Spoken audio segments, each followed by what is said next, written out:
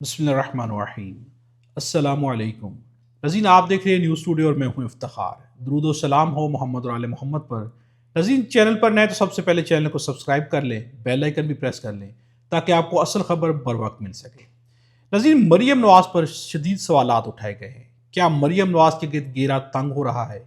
کیا مریم نواز کے لیے مشکل وقت شروع ہونے والا ہے؟ شدید سوالات ہیں۔ دوسری جانب کچھ صحافی ہیں جن نے ایک بہت بڑا 11 ارب کا جہاز تو نظر نہیں آ رہا، لیکن چھوٹے سے شوز نظر ضرور آ رہے ہیں۔ ڈونلڈ ٹرمپ کے اندر کے لوگ ان کے خلاف اٹھے، اس پہ ڈونلڈ ٹرمپ کا ری ایکشن بھی آ گیا ہے۔ ان کے لیے حالات جہاں پہ بیرونی طور پر بہت زیادہ سنگین ہو گئے ہیں، بہت زیادہ سیریس ہو گئے ہیں، دنیا سوالات اٹھانے لگ گئی ہے، تو اندر سے بھی بہت زیادہ سوالات اٹھنے لگ گئے ہیں، بلکہ اندر قریب کے جو لوگ ہیں وہ اب ڈونلڈ ٹرمپ سے کنارہ کشی اختیار کرنے پر آ گئے ہیں، چونکہ انہوں نے کم از کم دیکھ لیا کہ جو بھی اس وقت ایکشن لیا گیا ایران کے خلاف، نہ یہ اس وقت کا ایکشن جو کہ ٹھیک ہے اور نہ ہی مستقبل میں یہ ٹھیک ہوگا، اس لیے لوگوں نے ڈونلڈ ٹرمپ کو چھوڑنا شروع کر دیا ہے۔ سب سے پہلے پاکستان کی جو صحافت ہے یہ بڑی عجیب سی ہے۔ یہاں پر بڑے بڑے صحافی جو کہ سینئر ہیں، جن کے ذرائع بھی بہت بہت بڑے ذرائع ہیں، جن کے ذرائع کے پاس انفارمیشن بہت زیادہ ہوتی ہے، چونکہ پاکستان کے اندر انفارمیشن ہوتی ہی وہیں پر ہے، ان لوگوں کو چھوٹے چھوٹے شوز تو نظر آ جاتے ہیں، لیکن بڑی بڑی چیزیں پاکستان میں نظر نہیں آتی، اور یہ بڑی افسوس کی بات ہے۔ حسن ایوب سامنے آتے ہیں، ان کا ایک بیان ہے، سہیل آفریدی ایل وی کے جوتوں تک پہنچ گئے۔ ایل وی کے جوتے ناظرین آپ جانتے ہیں پاکستان میں کچھ جو ہے نارمل لیول پر ہیں، کچھ مہنگے جوتے لیکن لاکھوں کے اندر ہیں۔ دیکھتے ہیں وزارت اعلیٰ کا یہ سفر ان کو مزید کون سی کامیابی دلوائے گا۔ یعنی سہیل آفریدی نے جوتے پہنے ہوئے ہیں، ان پر نظر پڑ گئی ہے کہ یہ ایل وی کے جوتے ہیں۔ وزیر اعلیٰ ہیں، اگر انہوں نے ایل وی کے جوتے پہنے بھی ہیں، سب سے پہلے انہیں غیر ضروری اخراجات نہیں کرنے چاہیے۔ اگر اتنے مہنگے شوز جبکہ صوبے کی حالت بہتر نہ ہو تو ان سے اجتناب کرنا چاہیے، لیکن کہیں پر اگر ان کے پروٹوکول میں یہ چیز ہے اور وہ لے سکتے ہیں تو ان کے لیے اسے بھی مناسب انداز میں لینے کی ضرورت ہے، ایکسٹرا انداز میں لینے کی، یعنی ایکسٹرا ایکسپینس کرنے کی ضرورت کہیں پر نہ سہیل آفریدی کو ہے، نہ ہی کسی وزیر اعلیٰ کو ہے، نہ ہی کسی وزیر اعظم کو ہے۔ لیکن یہاں پر سب سے بڑا سوال یہ کہ حسن ایوب کو یہ ایل وی کے جوتے تو نظر آ گئے ہیں، لیکن 11 ارب روپے کا جہاز خریدا گیا مریم نواز نے۔ افسوس کی بات ہے کہ وہ انہیں جہاز نظر نہیں آیا۔ یہاں پر صحافت جو ہے بہت ہی عجیب قسم کی ہے۔ اب یہاں پر جنید اکبر کا کہنا ہے کہ جب ذہن غلام ہو تو نظر زمین پر ہوتی ہے، وہاں آپ جہاز تو نہیں دیکھ سکتے، صرف بوٹ یا جوتے ہی نظر آتے ہیں۔ یہ کہنا ہے جنید اکبر کا، یہ بات صحیح ہے، لیکن یہاں پر اگر سہیل آفریدی بھی غیر ضروری اخراجات کریں گے تو وہ بھی بات ٹھیک نہیں ہے۔ لیکن ناظرین، یہاں پر سب سے بڑی چیز یہ کہ کیا 11 ارب کا جہاز جو ہے اس پر سوالات اٹھنے چاہیے، یا 4 5 یا 2 3 لاکھ کے جوتوں پر سوالات اٹھنے چاہیے؟ سوالات ویسے تو دونوں پر اٹھنے چاہیے، لیکن سب سے زیادہ سوالات اٹھنے چاہیے 11 ارب کے جہاز کے اوپر۔ اب ناظرین، یہاں پر سوالات اٹھے ہیں۔ اب سوالات کیا اٹھائے گئے؟ شدید سوالات ہیں۔ سب سے پہلے میں آپ کے سامنے یہ سوالات رکھتا ہوں، پھر یہ سوالات کیوں اٹھائے گئے ہیں، کیا اس کے پیچھے کوئی وجوہات ہیں؟ سب سے پہلے سوالات کیا ہیں؟ محمد مالک نے مریم نواز کے 11 ارب روپے کے جہاز کے اوپر کچھ سوالات اٹھائے ہیں۔ ان کا کہنا ہے کہ طیارے کی خریداری سے پہلے کابینہ سے منظوری لی گئی، یہ سوال ہے۔ پرانے طیارے کی کیا تھریٹ رپورٹ جو نیا خریدا گیا؟ غیر ملکی پائلٹس رکھنے کا کنٹریکٹ شیئر کر دیں، اپنے پائلٹس کی ٹریننگ کیوں نہیں کرائی؟ جہاز ویانا کس لیے گیا تھا؟ طیارے کی کتنی قیمت ادا کی گئی؟ فی گھنٹہ فلائٹ کا خرچ کتنا ہے؟ نقد خریدا گیا یا لیز پر لیا گیا؟ ڈیل پر کتنا کمیشن دیا گیا؟ ڈیل کرانے والی کمپنی یا شخص کا نام کیا ہے؟ پیپرا رولز پر عمل کیا گیا؟ ٹینڈر کہاں جاری ہوئے؟ سالانہ مینٹیننس پر کتنا خرچ ہے؟ طیارے کی خریداری پر یہ سوالات اٹھائے گئے ہیں۔ نظیر، سب سے پہلی چیز یہ کہ کیا یہ غیر ضروری سوالات ہیں؟ کیا یہ صرف طنز ہے؟ کیا یہ صرف تنقید ہے؟ تو ناظرین، ایسا نہیں ہے، یہ سارے کے سارے ضروری سوالات ہیں۔ کیا ان میں سے کسی ایک کا جواب بھی مریم نواز یا ان کی حکومت دے پائے گی؟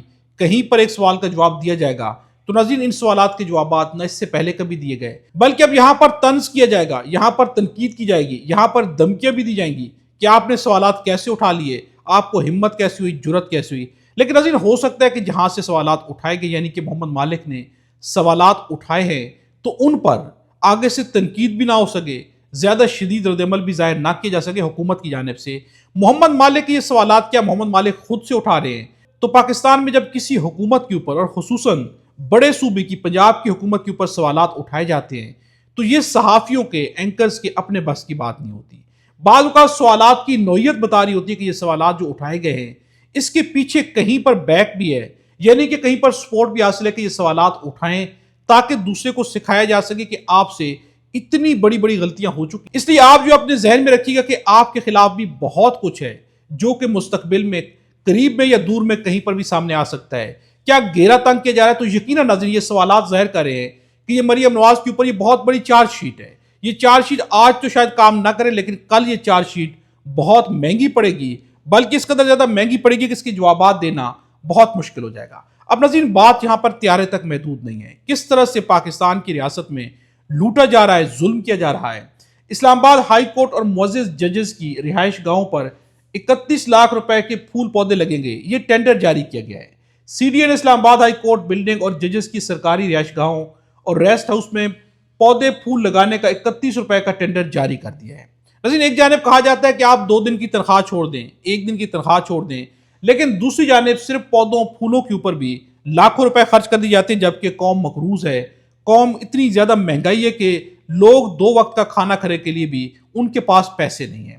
اب ناظرین یہاں پر ظلم یہ نہیں ہے، بلکہ شہباز حکومت نے 23 ماہ میں 14,512 ارب کا قرض لے لیا۔ مارچ 2024 سے جنوری 2026 کے 23 مہینوں کے دوران شہباز حکومت کے مقامی قرضوں میں 13,303 ارب روپے اور بیرونی قرضوں میں 1,209 ارب روپے کا اضافہ ہوا۔ جنوری 2026 تک ملکی قرضہ 79,322 ارب روپے تک پہنچ گیا ہے۔ ناظرین اتنے بڑے بڑے قرضے لیے جا رہے ہیں، کہاں جا رہے ہیں، کیا ہو رہا ہے؟ جب بھی وقت سامنے آئے گا، جب بھی رپورٹ طلب کی جائے گی، جب بھی احتساب ہوگا، اللہ کرے کہ ہو، جب بھی ہوگا تو ان چیزوں کے جوابات نہیں ہوگے، ان کا ریکارڈ نہیں ہوگا کہ یہ سب چیزیں کہاں پر جا رہی ہیں۔ ناظرین افسوسناک حد تک قرضے لیے جا رہے ہیں اور ملک ڈوبے جا رہا ہے، لیکن یہاں پر حکومت کا رد عمل کیا ہے؟ انہیں کوئی ٹینشن نہیں سوائے اس کے۔ رانا ثناء اللہ کا بیان ہے، اگر عمران خان اس ملاقات کو ریاست کے خلاف بیانیے کے طور پر استعمال کرتے رہیں گے تو پھر باندھی رہیں گی۔ سیاست میں ایسا کھلاڑی آ گیا جو دوسروں کے ساتھ بیٹھنے اور ہاتھ ملانے کے لیے تیار نہیں ہے۔ ناظرین سب سے پہلا سوال کہ اکثر یہ کہا جاتا ہے کہ سیاست میں عمران خان کی جگہ نہیں ہے، یہ سیاست نہیں جانتے۔ ناظرین سیاست کیا ہوتی ہے؟ کیا کرپشن کو سیاست کہا جاتا ہے؟ اگر عمران خان کرپشن پر سوالات اٹھا رہے اور کرپٹ لوگوں کے ساتھ نہیں بیٹھنا چاہ رہے تو یہی تو سیاست ہوتی ہے۔ اب ناظرین انٹرنیشنل پولیٹکس کی بات کرتے ہیں۔ ڈونلڈ ٹرمپ کو شدید مشکلات کا سامنا ہے۔ ہمیں مشرق وسطی سے، ڈونلڈ ٹرمپ کا بیان ہے، ہمیں مشرق وسطی سے مکمل حمایت حاصل ہے۔ قطر بہت شاندار رہا ہے، متحدہ عرب امارات بھی بالکل شاندار رہا ہے، سعودی عرب نے بہترین کردار ادا کیا، بحرین بھی اچھا جا رہا ہے۔ مشرق وسطی کے ممالک نے اپنی حمایت میں بہت مضبوط موقف دکھایا ہے اور یقیناً اسرائیل ہمارا پارٹنر ہے۔ اب ناظرین ڈونلڈ ٹرمپ تعریف کر رہے ہیں، لیکن جن کی ڈونلڈ ٹرمپ تعریف کر رہے ہیں ان کے لیے کیا یہ ڈونلڈ ٹرمپ کی تعریف ہے یا ایک چارج شیٹ ہے کہ ان مسلمان ممالک نے وقت آنے پر کیا کردار ادا کیا ہے؟ کیونکہ ڈونلڈ ٹرمپ کے اپنے جو لوگ ہیں، سب سے پہلے تو میں آپ کے سامنے رکھتا ہوں کہ فائنینشیل ٹائمز کا کیا کہنا ہے۔ فائنینشیل ٹائمز کا کہنا ہے کہ معاشی جنگ میں امریکی غلبے کا دور ختم ہوا، یعنی کہ غرور کا سر نیچے ہو گیا ہے۔ امریکی غلبہ جو معاشی جنگ میں تھا اس کا جو ہے غلبہ ختم ہو گیا ہے۔ یہ کون کہہ رہا ہے؟ فائنینشیل ٹائمز کہہ رہا ہے۔ ناظرین یہاں پر ڈیوڈ پائن کا کہنا ہے جو کہ ڈپٹی ایگزیکٹو ڈائریکٹر رہے ہیں قومی ہوم لینڈ اور سیکورٹی فورس کے، سابق امریکی فوج کے ہیڈ کوارٹر سٹاف کے آفیسر رہے ہیں، نیشنل سیکورٹی اسٹریٹجسٹ اور جیو پولیٹکس ایکسپرٹ بھی ہیں۔ ناظرین جو کینڈ نے استعفیٰ دیا اور استعفیٰ دیتے ہوئے کیا بیان دیا کہ ایسے شخص کے طور پر جس نے ان جنگوں میں اپنی مرحومہ اہلیہ کو کھویا اور وہ بطور وہ فرد جس نے خود 11 جنگی مشنز میں حصہ لیا، میں دل سے چاہتا تھا کہ یہ سب کامیابی سے ہوتا، لیکن حقیقت یہ کہ ایسا نہیں ہوا۔ اگر ہم ایران کے ساتھ جنگ میں جاتے تو یہ ایک تباہی ثابت ہوگی۔ یہ جو کینڈ کا بیان ہے۔ اس کے بعد انہوں نے استعفیٰ دیا، انہوں نے ضمیر کی آواز کو سنا۔ اب اس کے اوپر ڈیوڈ پائن کا جو کتنی بڑی شخصیت ہے، میں ان کا انٹروڈکشن آپ کے سامنے رکھ چکا ہوں، ان کا کہنا ہے کہ جو کینڈ امریکہ کا پہلا قدامت پسند ہیرو اور محب وطن ہے، خدا اس کو اور ٹرمپ انتظامیہ میں ان جیسے دوسرے لوگوں کو سلامت رکھے جنہوں نے امریکہ اور خدا کو ہمارے نیوکون وار صدر کے ساتھ اپنی وفاداری پر سب سے پہلے رکھا، جس نے ہمیں ایران کے ساتھ ایک غیر ضروری اور ناقابل شکست ہمیشہ کے لیے جنگ میں الجھا دیا ہے۔ یعنی ڈونلڈ ٹرمپ پہ اندر کے لوگ بڑے بڑے سوالات اٹھا رہے ہیں۔ اب یہاں پر مرانڈا ڈیوائن کا کہنا ہے کہ جو کینڈ ایک باصول انسان ہے، چاہے آپ ان سے اتفاق کریں یا نہ کریں، وہ اپنے ضمیر کے مطابق عمل کر رہے ہیں۔ وہ ایک نہایت اعزاز یافتہ جنگی سابق فوجیوں اور گولڈ سٹار شور ہے جن کی اہلیہ 2019 میں شام میں کارروائی کے دوران شہید ہو گئی تھی۔ انہیں اپنے جذبات رکھنے کا پورا حق حاصل ہے۔ آپ کی خدمات کا شکریہ۔ یعنی یہاں پر قوم بڑے بڑے جرنلسٹوں، اندر کے لوگ ہوں، وہ جو کینٹ کی تعریف کرتے ہوئے نظر آتے ہیں۔ اب ناظرین میں آپ کے سامنے رکھتا ہوں کہ اس وقت انٹرنیشنل صحافی ایکسپرٹ یعنی کہ سابق نیو یارک ٹائمز کی تہران میں جو نمائندہ ہیں ان کا کہنا ہے، ایرن برنیٹ کا کہنا ہے کہ اعلیٰ ایرانی عہدیدار علی لاریجانی کے قتل کا الٹا اثر پڑے گا اور یہ اسرائیل اور امریکہ کے لیے نقصان دہ ثابت ہوگا۔ لاریجانی ایسے شخص تھے جن کے اندرونی تعلقات تھے جو انہیں اس قابل بناتے تھے کہ حالات ٹھیک ہونے کے بعد امریکہ ان سے مذاکرات کر سکتا تھا، اور ان کے بغیر اب زیادہ ایسے ایرانی باقی نہیں رہے۔ یعنی امریکہ نے اپنے پاؤں پر کلہاڑی ماری، یا امریکہ کے پاؤں پر کلہاڑی ماری گئی ہے اسرائیل کی جانب سے۔ میں آپ کے سامنے رکھ چکا ہوں کہ اس وقت اس شخص کو ہٹایا اس لیے گیا کہ کہیں پر امریکہ جنگ سے نکلنے کا بہانہ ڈھونڈتے ہوئے ان کے ساتھ مذاکرات نہ کر لیں۔ اب ناظرین جو کینٹ کے اوپر ڈونلڈ ٹرمپ کا رد عمل سامنے آیا ہے، ان کے استعفے کے اوپر ان کا خود کیا کہنا ہے۔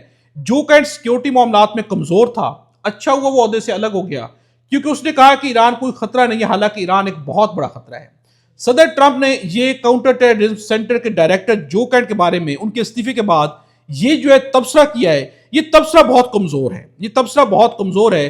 انہوں نے یہاں پر ایکسپلین نہیں کیا کہ اگر ایران خطرہ ہے تو کس طرح سے خطرہ ہے۔